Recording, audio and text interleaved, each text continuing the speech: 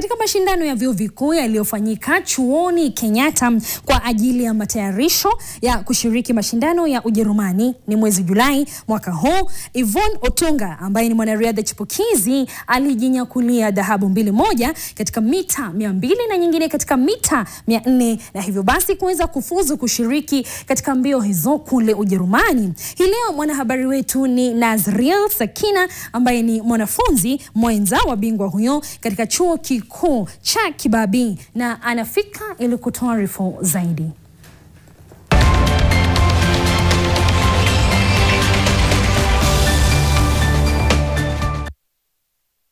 Yvonne amekuwa mshindi wa dhahabu katika mbio za mita 400 akimaliza kwa sekunde 56.9 na mbio za mita 200 akimaliza kwa sekunde 24.9 mtawalia.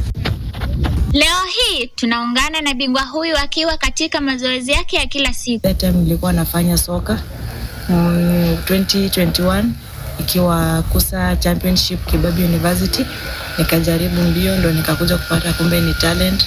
Aspana imekuwa ni passion yangu sasa.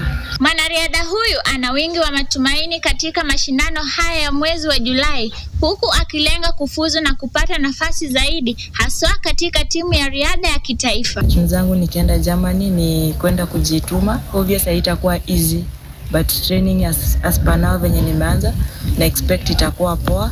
Wanariadha wenzake pia wanamsifu kama mwenye bidii, mkakamavu na mwenye nidhamu ya hali ya juu. I usually pray that each and every day one of us should get a chance to represent Kibabii at the world.